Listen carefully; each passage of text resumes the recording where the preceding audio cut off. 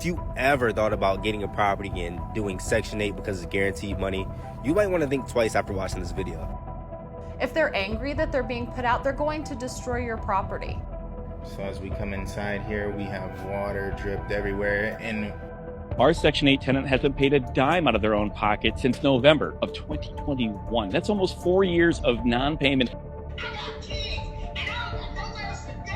And that's not our responsibility, Ms. Evie. I'm sorry. If you're not thinking about them, how can we?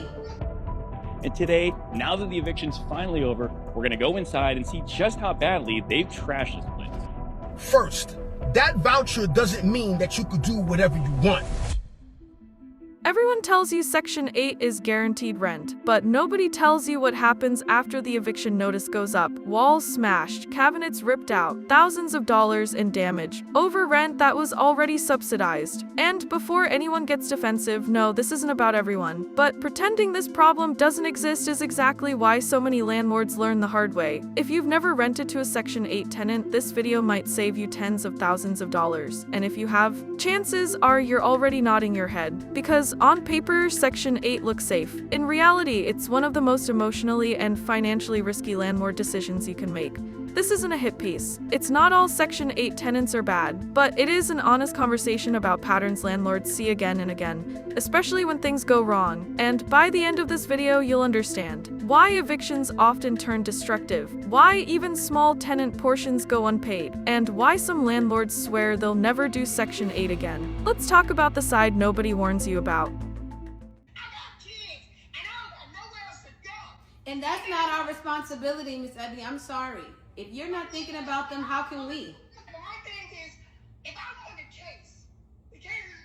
That's a separate thing, though. That is a separate entity. We just don't want to. We honoring that. We just don't want to renew the lease.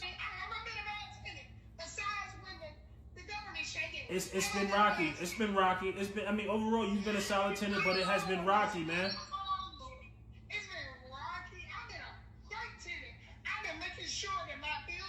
Our Section 8 tenant hasn't paid a dime out of their own pocket since November of 2021. That's almost 4 years of non-payment. And today, now that the eviction's finally over, we're going to go inside and see just how badly they've trashed this place. I mean, this is pretty trashy, and it's not all that surprising. I mean, the warning signs were all there, right? Being on Section 8, not paying $5 a month. Your share was $5 a month. You couldn't or you wouldn't pay it, right? What kind of respect does that show for anything? And well, that question is answered by the way you've treated the property. What the hell is that? I mean, here you go, shocker, right? Got an ashtray in the place. You got ash everywhere. I mean, everything is coated with ash. All right, so on to the next bedroom. Remember, this is a 3-bedroom apartment in Massachusetts. This place was, wow, that's a lot of crap. Oh my God. I mean, I wish I could tell you I'm utterly shocked and who could live like this. I know who could live like this. You see it a lot on our channel. And here we go, another red flag for you. Not a smoke detector in sight. All right, so what happens now? Well, we're going to do a trash out. We're going to have a dumpster pull up. We're going to get this place turned around really nice. And I hope you guys stick around because I want to show you the transformation of how nice this place is going to look when it's all ready and back on track again. And then I want to show you a little bit more about a screening process to hopefully weed out and avoid this happening again in the same apartment. Stay tuned. If you ever thought about getting a property and doing Section 8 because it's guaranteed money, you might want to think twice after watching this video. Of course, Section 8 is a government-backed entity, so the money is guaranteed. However, Section 8 has an unfortunate reputation for leaving your property in an awful condition when they leave, and this is one of those times. I'm going to tell you how this Section 8 client unfortunately left one of my properties in awful shape. Roach infestation.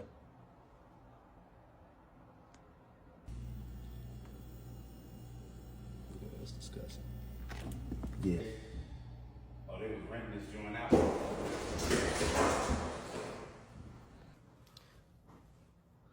Carpets tore up.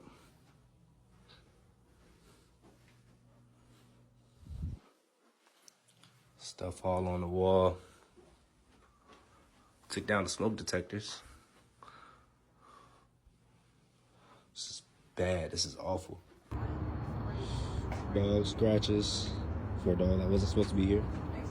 And I do want to say not everybody under Section 8 is like that. And you can have regular tenants who leave your property like that. So it's not just all Section 8. But Section 8 does have that reputation for people leaving your property in shambles. So the entity of Section 8, they do need to do a better job at vetting who they bring in. They need a better process to ensure that the house is still up to code, still up to standard, because that just shouldn't happen. With Section 8, if the state cuts off funding, that means that you don't get your rent anymore. And if the tenant doesn't have the money to pay it, what do they have to lose? If they're angry that they're being put out, they're going to destroy your property. Whether it's your fault or not, you might just be evicting them because they lost their voucher, like this landlord said. She said that they just simply lost their voucher. And because the tenant lost their Section 8 voucher and they were getting evicted because the state was no longer paying their portion of the rent, the tenants clearly took this out on the property, and this was not the landlord's fault. It was not the landlord's fault if the tenant loses their Section 8, but they're getting the brunt of the anger that the tenant has with their property being trashed, and they're gonna have to fix all of these damages now. And where is that money gonna come from? Clearly the tenant doesn't have it, they were on Section 8. So this landlord is just up a creek without a paddle. That is why landlords won't rent to Section 8, and that is why Section 8 tenants being disclosed in these videos destroying properties matters. So I had one Section 8 tenant that paid their bills early, did all the gardening work themselves, took care of their kids, worked multiple jobs, lived below their means, and never, ever, ever did I have a problem as the landlord. As a matter of fact, that tenant still lives in one of my properties. And it's not just one tenant that's like this. There's lots of Section 8 tenants that pay early because they don't want to fall behind, that live financially responsible lives, that are working really hard to make ends meet, that may have 3-4 children that they're feeding successfully on a week-to-week basis. Point is, stop coming to conclusions about folks that are on Section 8. They may be significantly better tenants than you're expecting. Go in with an open mindset. Think about how people can be put in more difficult positions in their lives than maybe you have. I know I've been more fortunate than most. So take an open mind. If you're thinking about becoming a Section 8 landlord, just know that there's tons of positive experiences out there, and I can give you lots of examples. All right, you guys. So this will be a cleaning for dirty mobs.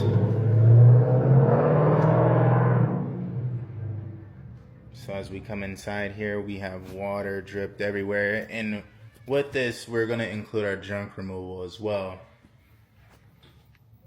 So that way we can get this place cleaned out effectively. A lot of property managers, when tenants move out, they tend to trash the place. And it ends up looking like this, unfortunately.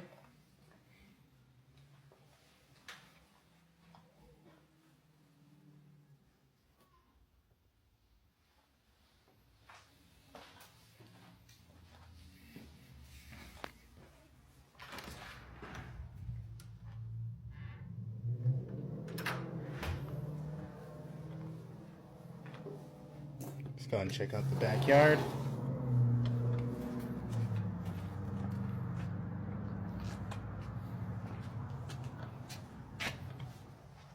This place stinks.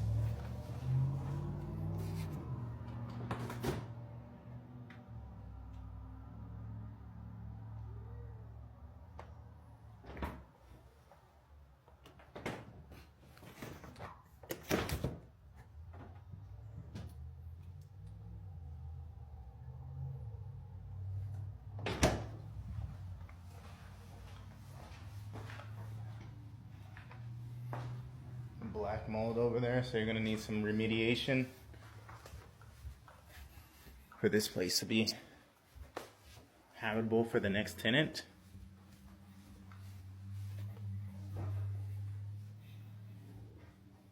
Missing air vents, air filters.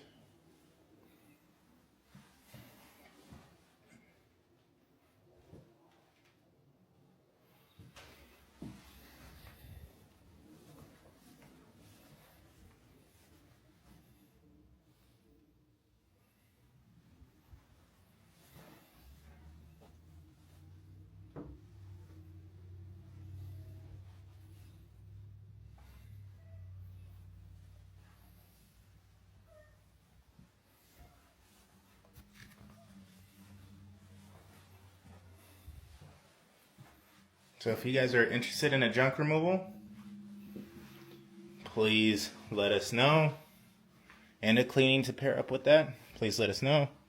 So that way we can help you out. Most landlords don't quit Section 8 because of late rent. They quit because of what happens emotionally when accountability disappears. Here's the uncomfortable truth. When someone doesn't feel full ownership or responsibility for something, they're less likely to protect it. For many Section 8 tenants, rent isn't something they earn and transfer. It's something that happens in the background. So when conflict shows up, an inspection, a warning, an eviction, it doesn't feel like I'm losing my home. It feels like they're taking something from me. That mindset shift matters. That's when landlords report holes punched in walls, plumbing intentionally clogged, appliances destroyed out of anger, not neglect. Not because the tenant is evil, but because resentment replaces responsibility. And again, not all tenants, but enough of them that seasoned landlords see the pattern before the paperwork is even filed.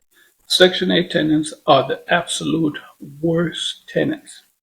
And I'll tell you why. But before we start, hit that follow button for me. Help me out with the channel. So anyway, I had a new Section 8 tenant move in on the 11th. I believe, yeah, the 11th of this year, so which is July 11, 2025. She just moved in.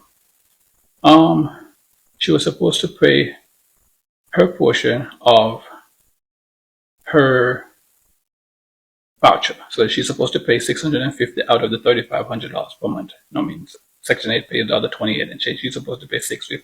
So if you're taking possession of the property, you're supposed to pay, if you take it the 11th, you're supposed to pay something like $400 and something. She don't have that. She don't have the full $3,500, which I understand at times hard. So I say, no problem. I'll work with you to get it, done. She moves into the property. Yesterday, right now, she texts me. She wants to move. Okay. I said, okay, no problem. I'm not going to keep you here if you don't want to. If you don't want to stay, that's not a problem. She's like, Section 8 is saying that she need to cancel. We need to cancel the RTA. I said, okay, no problem. So she had Section 8 contact us, and because Section 8 is like, we need to send a letter stating that, we want to cancel the thing. So, I worded it that, the tenant wanted to cancel it. We have no problem with it. No problem. Once the RTA was received, I went by the property to make sure she was out. This lady refused to leave. Not only did she refuse to leave, she then called Section 8 and tells Section 8 she have no place to go. So this is a ticket they opened for her. So when I had the opportunity, I went by there. The lady called the police. The police come and they tell me, can't put her out. We can't do that. We have to take her to court. So now she's in the property. Section 8 is not paying because the RTA was canceled. She don't want to leave. This is the kind of stuff when you're trying to help them out. You're trying to help out the Section 8 tenants or help them out. Because I know times are hard, money is hard. You know what I mean? But these are the reasons why people don't like dealing with Section 8. And I'm going to tell you something. And people, you could call me racist, you could call me whatever. The only people I have this issue with are black people. I have white tenants, I have Spanish tenants, and I never have this issue. Never. It's always the black people. And I don't understand that. And when people don't want to help them, you don't want to help your owner, stuff like that. You can't, because your owner's shitting on you every single solitary time. So now I'm going to have to go through the legal process to get her out of the property. She's been in there 4 days. 4 days. 4 fucking days she's been in the property, and she don't want to leave. And now I have to go and spend all this money to get her out of the property, man. Tell me what you guys think in the comment, man. Am I wrong to keep renting the Section 8, or do I need to just get rid of all of them and get regular tenants, man? Let me know, and don't forget, hit that follow button, man. Wow, this is amazing. Still think, so long as you got Section 8, you're safe, that you can't get evicted, and that your rent is guaranteed. Today, that is no longer the case. That guarantee that you think that you got is gone. First, that voucher doesn't mean that you could do whatever you want. You still have to follow the rules. And lately, housing authorities are starting to crack down hard. You miss recertification, you don't report a change in your income, you let somebody else move in without prior approval, Section 8 is starting to cut off people left and right. Secondly, the inspections. A lot of tenants don't realize If that inspection fails and the inspector says it's your fault, that's a strike against you. Too many fails or you deny access too many times, Section 8 will terminate you immediately. And third, this is something I'm truly surprised that nobody talks about, the one strike rule. If somebody in your house or even a guest gets caught doing something illegal, that's it. You can lose your housing voucher immediately, even if you had nothing to do with it. Fourth, you landlords. With rents shooting up, a lot of landlords don't want to deal with Section 8 anymore. They'll find any reason to evict so that they can start renting those apartments at market value. And because the system of Section 8 is now overloaded, a lot of the rental payments are starting to come in late. The inspectors are backed up, and now landlords are saying, I'm done with Section 8. So stop believing that myth. Section 8 is not the safety net that people still would like to believe that it is. Now it's a system full of loopholes that can quickly get you kicked out if you don't watch yourself. So if you got a voucher, stay on top of your paperwork. Make sure that all of your documentation is in order. Know your rights and don't assume that you're untouchable, because that Section 8 guarantee, now it's gone. I've been seeing videos similar to this one saying Section 8 tenants are getting evicted nationwide. And while that headline grabs attention, we need to talk about why it's actually happening. He kind of went over it in the video, but I'm going to delve into it. The number one reason Section 8 tenants are being evicted right now is non-compliant, not the voucher itself. So what does this mean? So Section 8 requires tenants to pay their portion of the rent on time, and not paying this is the number one reason Section 8 tenants are being evicted. Follow the rules of the lease just like any other tenant. Keep the unit in acceptable condition. Stay compliant with recertifications, inspection, and program rules. When tenants fail in one or more of these areas, landlords can and do move forward with an eviction. Another major factor is failed inspections.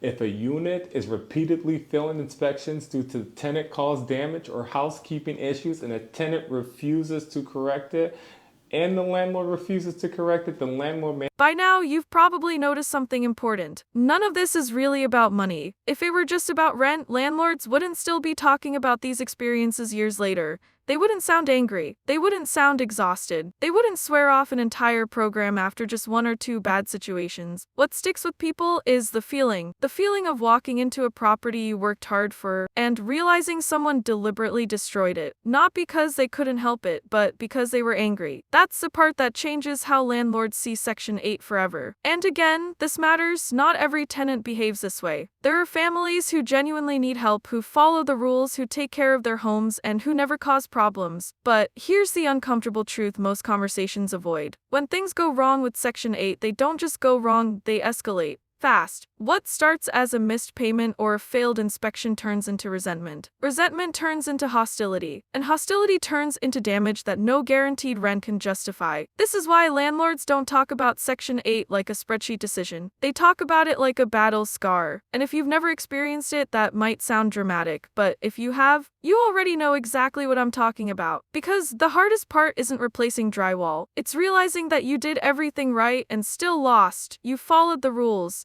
You passed inspections. You accepted lower margins for stability. You tried to be fair. And yet, when accountability disappeared, so did respect for the property. That's the risk nobody can calculate for you. No government guarantee covers intentional destruction, months of legal limbo, the stress of being painted as the villain, or the emotional toll of dealing with hostility in your own investment. And this is why so many landlords eventually change their mindset. They stop asking, how do I maximize occupancy, and start asking, how do I minimize risk? Because at the end of the day, owning property isn't charity B, but it isn't cruelty either. It's responsibility. Responsibility to your finances, responsibility to your family, responsibility to your future. And choosing not to participate in a system that repeatedly punishes owners for enforcing basic rules doesn't make you heartless. It makes you realistic. If Section 8 works for you, that's great. If you found good tenants and solid systems, keep doing what works. But if you're on the fence or already burned,